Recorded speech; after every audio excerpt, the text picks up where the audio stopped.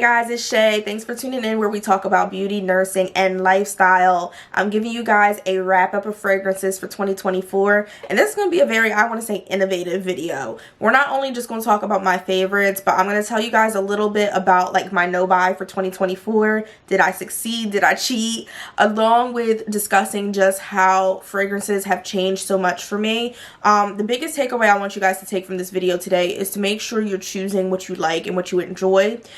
We'll get more into that chat as I go through some of these fragrances, but if you're interested in seeing what I enjoyed for 2024 and what I've learned in 2024 when it comes to perfume and fragrances, stay tuned and let's go ahead and get started. Alright guys, so as I go through the video, I'm going to share my favorites with you, and I think as I share those favorites with you, I'll be able to kind of chat with you guys about what I've learned when it comes to fragrances in 2024. One of the biggest things I want you guys to understand is you don't have to buy every single thing that comes out.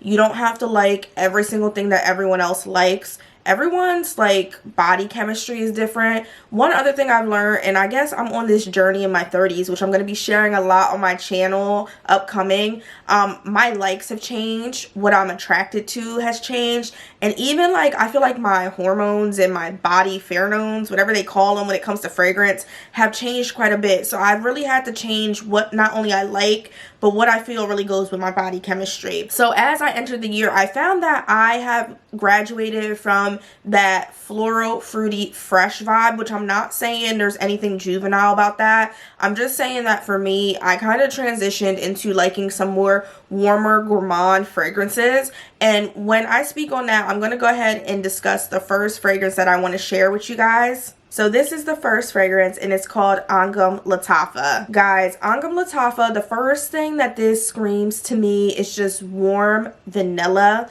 I have to give an honorable mention to what I call its sister or its inspo, which is Burberry Goddess, who I also have as well here today. One thing I can tell you about these fragrances, they give a twist on gourmand.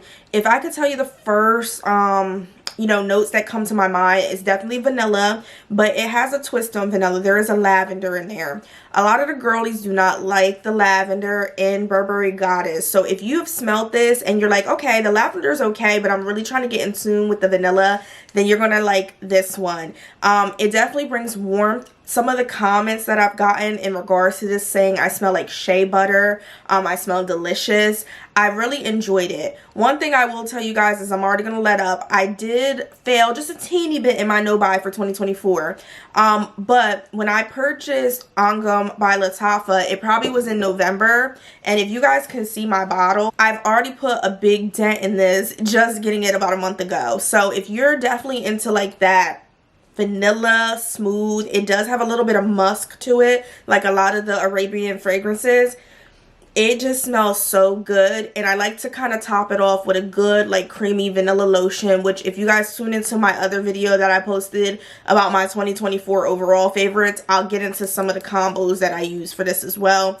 But overall, this fragrance has just kind of taught me that I am a gourmand girl and I do enjoy those vanillas, but I like the lavender, don't get me wrong. But if you're a girl that really didn't like that in Burberry Goddess, then get this, you won't really notice it much at all. Okay guys, the next fragrance I'm going to get into, and if you haven't noticed throughout the video, what I'm going to do is I like to use the website Fragrantica, I don't know if I'm saying it correctly, because it hits on not only the notes of the perfume, but just kind of the first impressions you may get from some of these. This is how I go in and actually figure out like if I'm going to buy a fragrance or if I'm not going to buy it, because I like to see if some of the notes on there kind of match up with what I usually enjoy. So I'll try to post them here as I go through the videos so you can kind of get an idea, but I'm giving you guys literally my first impression and my views on these perfumes. So the next one that I have to kind of mention to you guys is Kayali Yum Pistachio. So Kayali Yum Pistachio, you guys, is so unique. She does pull me back into what I told you guys a little about how I used to be like a girl that was definitely into like fresh vibes and like powdery vibes. I'm like that girl that wore Ciao cotton in high school where everybody else wore Love Spell, okay? I like fresh, I like smelling like laundry, I like smelling a little powdery but not too, you know, mature. She is very like interesting. I do suggest that you test this one before you buy it, especially when it comes to body chemistry, but she starts off at that fresh and like that powdery scent, but the dry down is just so sultry. It's vanilla, it's gelato, it's gourmand, it's marshmallow. She definitely went down in the books for a favorite for 2024, and I'm probably also going to wear her much in 2025, especially during this time of year. Okay guys, I actually went a little bit out of order, but it's okay. So if I had to give a runner up to the Angham Lataffa for this year, it's definitely going to be this Oriental cherry from Dossier. So this video is definitely not sponsored, y'all, but what I will tell you is this definitely was a runner up. I wore this so much in the new year, and this really is what kind of led me to believe that definitely like the pheromones, or you guys are going to kill me with the pronunciation, whatever we call it, I'm going to put the word here, that my body was just changing, and also what smells good on me was changing. There's something about cherry in my body chemistry that goes pretty well together, and it's not just my own feelings, but it's definitely a compliment getter. There is not one time that I wore this that I did not get compliments. The reason why I enjoy this one so much, and I do have to mention that it is inspired by Tom Ford Lost Cherry, and I know y'all know I'm an MP, but the MP money be good, y'all, but I like to save a coin every now and then. I am bougie on a budget. But the thing that I like about this Oriental cherry is that she has a touch of like everything that you need. She's not too mature, but she is grown. And she's not too juvenile, but that cherry just gives you that flirty taste to the scent. It's definitely cherry. It's definitely almond. It's definitely like a tonka bean. So you get your sultry, but you also get your playful fruit. And she is something that I will wear everywhere. You guys know I work in the clinic, in the office. I wear this. I know people aren't big on perfumes in the office, but it's very non-offensive.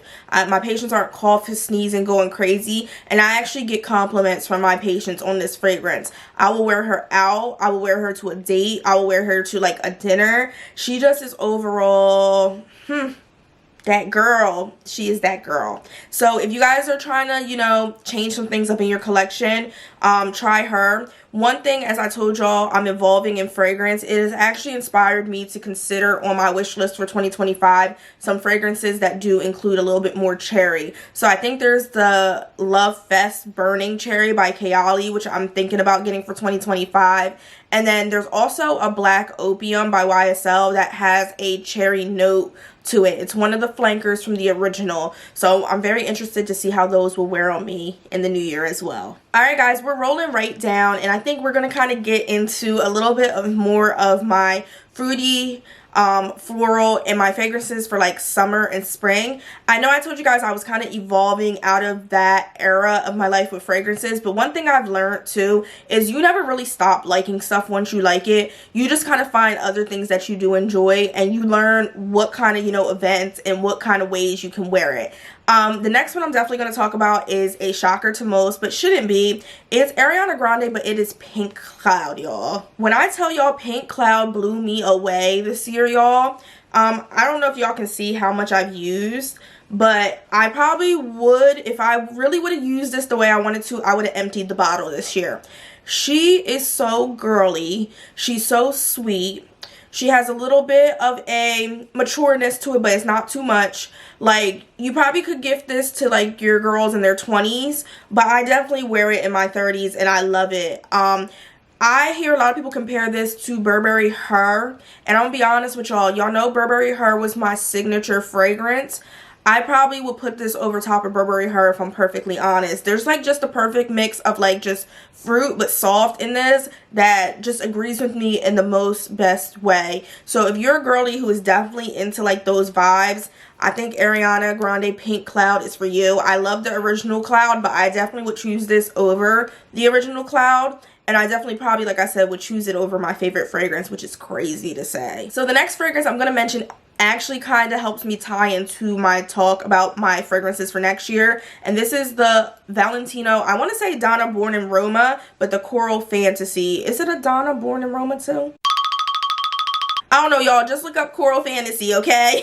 So when you compare this to the OG Donna Born in Roma, the liquor inside is actually very much lighter pink. She will say Coral Fantasy on the box, and the box is actually like a melon pink as well. And that's exactly how I would explain her. She's melon, she's juicy, she's fruity, but she's not too juvenile. She still has that touch, ooh, that makes her, you know, turn heads. She's a head turner. Very, very good.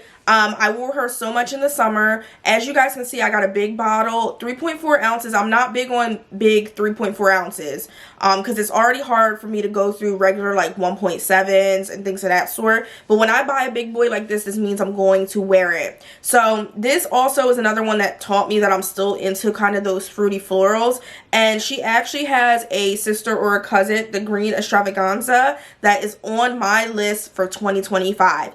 That one is definitely the definition of fresh, y'all. It's just fresh and juicy, and she is definitely like right next to it with that, but she gives you a little bit more floral than that one. Okay, y'all, the final one I'm going to talk about, I am this type of girly in all aspects. Y'all see more in my favorites of 2024 in the other video. Coach, she never went out of style for me, let's be honest. People are saying she back.